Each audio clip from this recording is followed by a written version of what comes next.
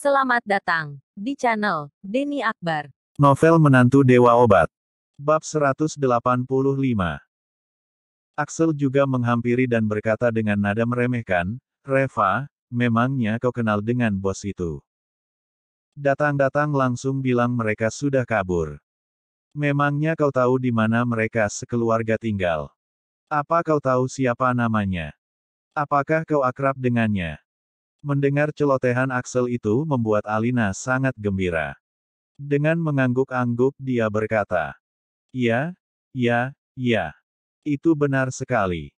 Memangnya kau tahu nama bos toko itu?" Beraninya mengatakan mereka telah kabur.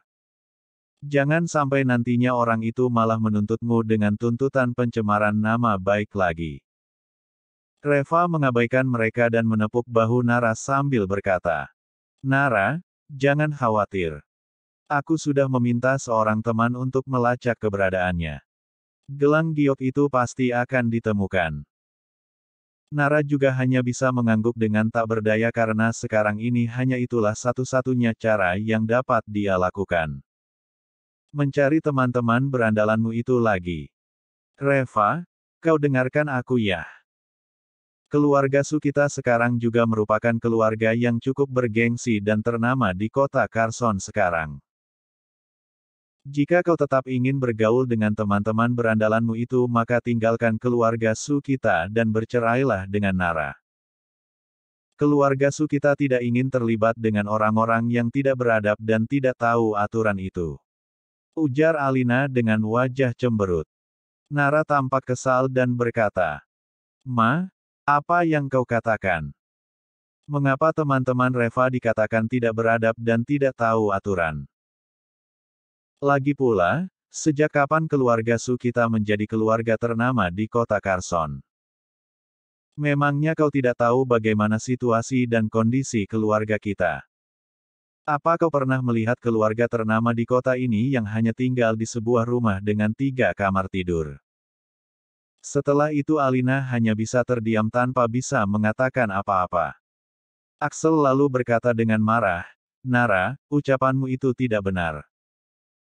Kita sedang memiliki sedikit kesulitan sekarang dan itu juga akan segera berakhir. Bagaimana mungkin semuanya berjalan mulus dalam kehidupan ini? Setiap perjalanan kehidupan pasti ada pasang surutnya dan jika berhasil melewatinya orang-orang baru akan mengagumimu. Kita baru saja memperoleh perusahaan farmasi Su. Aku yakin nanti dividen yang diberikan perusahaan tahun ini pasti bernilai puluhan juta dolar atau bahkan ratusan juta dolar. Saat itu rumah seperti apapun bisa kita milikikan. Bisa saja aku langsung pergi ke Rose Garden untuk membeli sebuah villa." Mendengar ucapannya Alina mengangguk-angguk dan berkata, "Iya, benar sekali. Kalau mau membeli villa, beli di Rose Garden saja.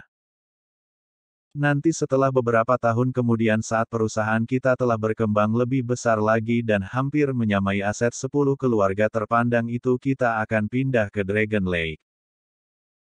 Aku beritahu ya, jika kita bisa pindah dan tinggal di Dragon Lake maka keluarga kita benar-benar telah berada di puncak piramida kota Carson. Hehehe, dan saat itu tiba aku akan mengurus stiker keluar masuk Dragon Lake untuk mobil papamu. Lalu aku akan kembali ke rumah Su yang lama, hehehe, dan coba tebak bagaimana nantinya mereka akan bersikap kepada kita saat kita mengunjungi mereka." Axel juga menantikan hari itu. Beberapa tahun terakhir ini dia telah mengalami banyak penderitaan dalam keluarga Su dan dia benar-benar menantikan hari itu. Saat itu dia pasti akan merasa bangga sekali. Jika dia bisa tinggal di villa yang ada di Dragon Lake lalu kembali ke rumah Su yang lama dengan mobil mewah. Yang telah memiliki stiker keluar masuk Dragon Lake maka saat itu dia pasti akan dielu-elukan seperti raja.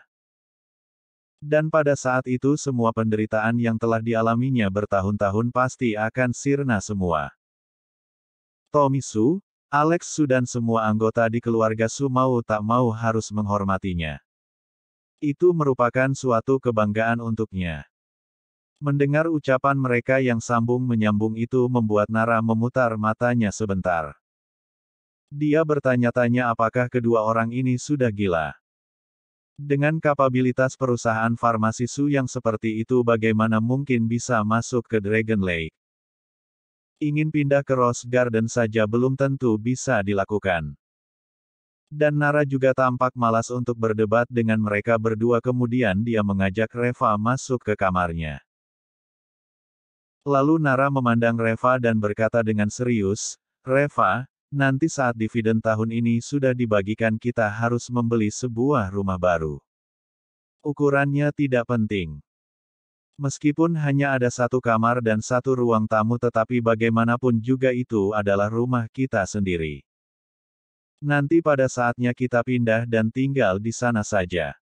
Aku tidak ingin melihat kau menderita seperti sekarang ini lagi." Reva merasakan kehangatan di hatinya kemudian dengan tersenyum ringan dia berkata, "Nanti setelah selesai semuanya kita pindah ke Dragon Lake saja." Nara memutar matanya dan menatap Reva. "Kau sudah gila ya? Taman Dragon Lake itu tidak bisa dibeli hanya dengan uang saja. Kurasa tak ada harapan bagi kita dalam seumur hidup ini." Bab 186. Kita harus bekerja lebih giat lagi nanti. Jika kita melakukannya dengan baik siapa tahu saja kita masih punya harapan untuk tinggal di Rose Garden itu pun aku sudah cukup puas. Oh ya, ngomong-ngomong ada beberapa villa di Rose Garden yang memiliki kolam renang privat. Reva, nantinya kita akan memiliki anak-anak sendiri. Lalu anak-anak akan bermain di kolam renang sedangkan kita akan duduk berjemur sambil minum dengan santai dan melihat matahari terbenam. Betapa menyenangkannya itu. Aku harap hari itu segera tiba. Wajah Nara membayangkan momen itu dan wajahnya terlihat begitu bersemangat dan mempesona.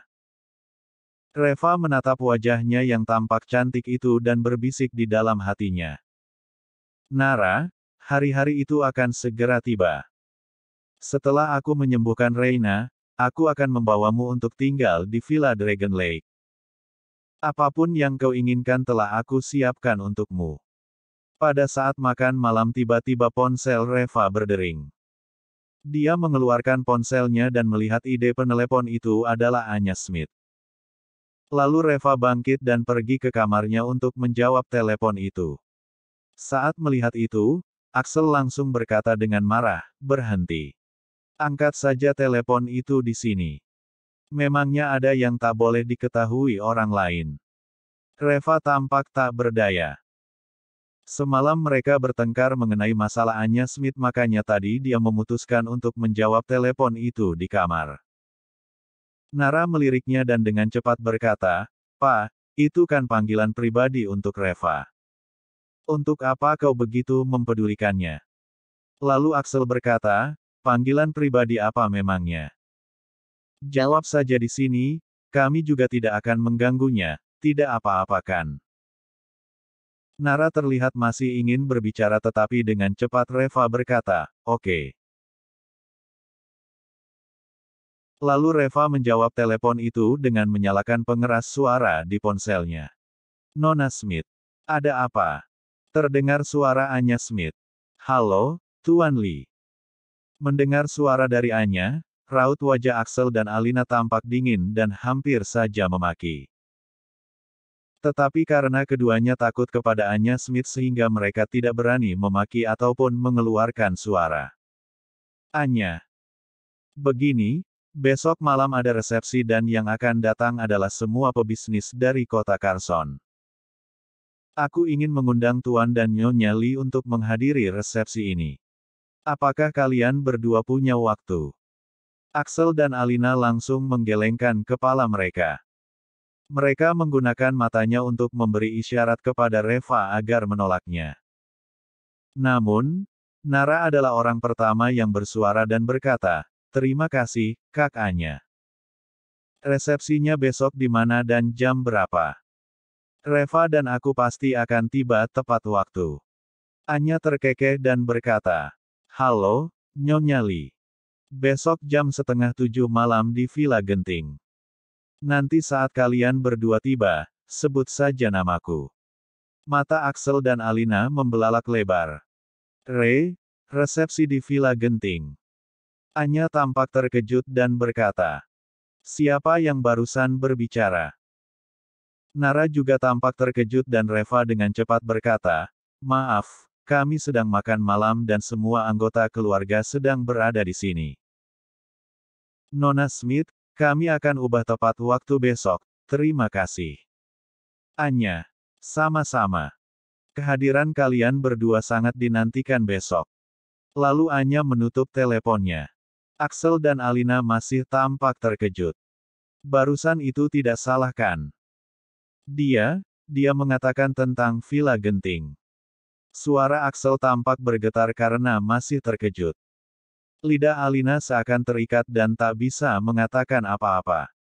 Nara juga menatap Reva dan berkata, Kak Anya mengundang kita ke resepsi Genting. Aku tidak salah dengarkan. Reva tampak sedikit terkejut. Apa itu resepsi Genting? Axel langsung menatapnya dan berkata, apakah kau tidak tahu? Perjamuan ini telah dilakukan lebih dari 20 tahun di kota Carson. Dan pesta koktail ini hanya diselenggarakan untuk pengusaha dan pebisnis yang ada di kota Carson dan juga di Provinsi Yama. Banyak bisnis besar yang berhasil dilakukan pada saat dilangsungkannya resepsi ini. Ini merupakan tempat terbaik untuk memperluas jaringan bisnismu. Acara ini hanya diselenggarakan sebulan sekali di Villa Genting. Resepsi ini dipelopori oleh 10 keluarga terpandang di kota Carson. Dan setiap keluarga itu secara bergantian akan bertanggung jawab atas resepsi Genting selama 1 tahun. Tetapi sejak kebangkitan Anya Smith, resepsi ini sepenuhnya diatur dan dikelola oleh Anya Smith selama 3 tahun berturut-turut. Di kota Carson ini dengan menghadiri resepsi Genting berarti kau telah memenuhi syarat untuk masuk ke dalam pergaulan sosial kelas atas. Bab 187. Mendengar penjelasannya, Reva tampak tercengang. Dia belum pernah mendengar tentang resepsi Genting ini. Sebenarnya ini normal karena resepsi ini hanya diketahui oleh para pengusaha dan pebisnis yang ada di kota Carson. Dulu Reva sangat miskin, bagaimana mungkin dia bisa mengetahui rahasia pergaulan sosial kelas atas ini? Alina juga menghela nafas dengan penuh emosional. Aku masih ingat 10 tahun yang lalu, lelaki tua keluarga Su juga ingin menghadiri acara resepsi Genting ini. Dia menggunakan segala cara dan berbagai macam koneksi tetapi pada akhirnya dia juga tidak bisa masuk ke dalam acara resepsi itu. Karena pengelola acara resepsi Genting merasa bahwa keluarga Su tidak cukup memenuhi syarat untuk masuk ke dalam pergaulan sosial kelas atas yang ada di kota Carson. Tetapi tak disangka, kita malah diundang ke resepsi Genting ini tak lama setelah kita memperoleh perusahaan farmasi Su. Ini berarti para manajer resepsi Genting dengan jelas mengakui keberadaan perusahaan farmasi Su kita ini. Axel mengangguk-angguk dengan penuh percaya diri. Nara tampak sedikit kesal dan berkata, Ma, apa sih yang kau katakan? Ini adalah undangan untuk Reva dari Anya Smith. Mereka itu mengundang kita berkat Reva. Apa hubungannya dengan perusahaan farmasi Su kita?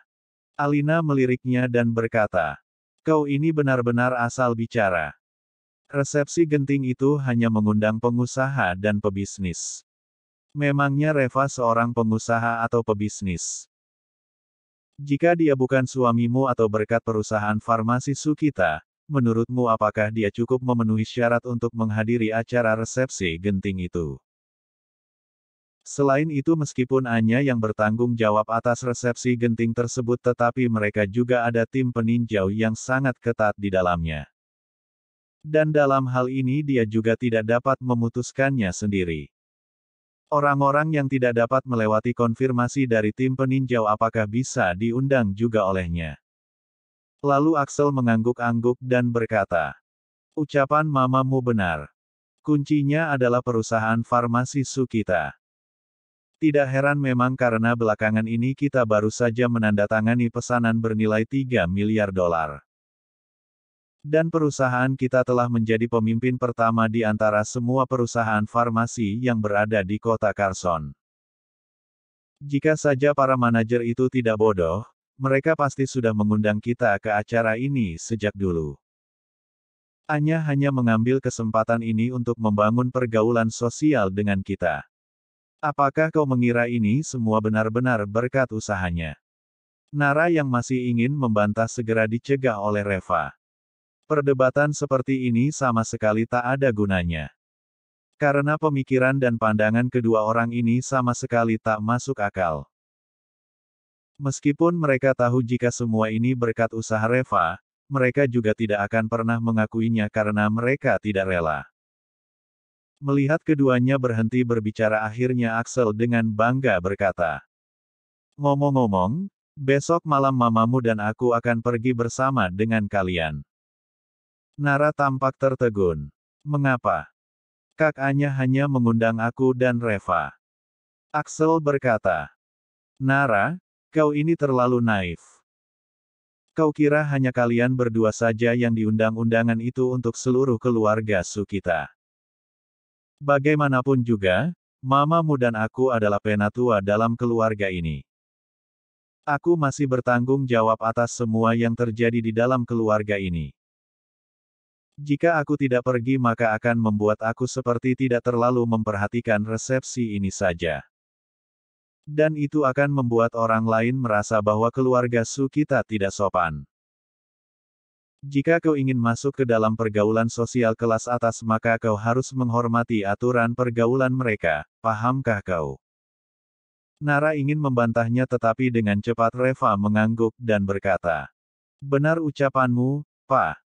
Acara perjamuan seperti ini memang sudah seharusnya dihadiri oleh para penatua keluarga."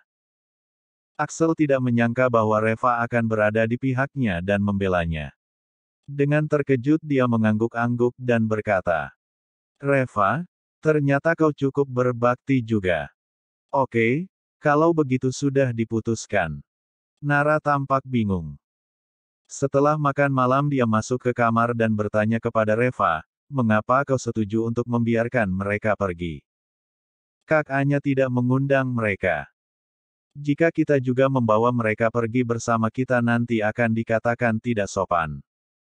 Reva terkekeh dan berkata, "Tidak apa-apa, hanya mereka berdua saja kan.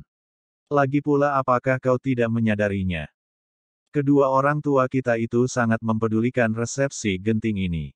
Mereka sangat mengharapkannya. Mereka berdua telah mengalami begitu banyak penderitaan dalam keluarga Su. Sekarang adalah kesempatan mereka untuk memamerkannya. Jika kau tidak mengizinkan mereka menghadiri acara ini, mereka pasti akan ribut dan merusuh tanpa ada habisnya." Nara tidak tahan untuk berkomentar. "Reva, kau ini terlalu murah hati. Sebenarnya kau tidak perlu memikirkan mereka sama sekali dikarenakan sikap mereka yang biasanya seperti itu padamu." Reva tersenyum dan berkata, "Tidak apa-apa, bagaimanapun juga mereka adalah orang tuamu." Mendengar ucapannya mata Nara memerah. Dia merasa dapat bertemu dengan orang yang begitu mencintainya adalah keberuntungan terbesar dalam hidupnya. Bersambung. Jangan lupa subscribe dan like-nya. Terima kasih.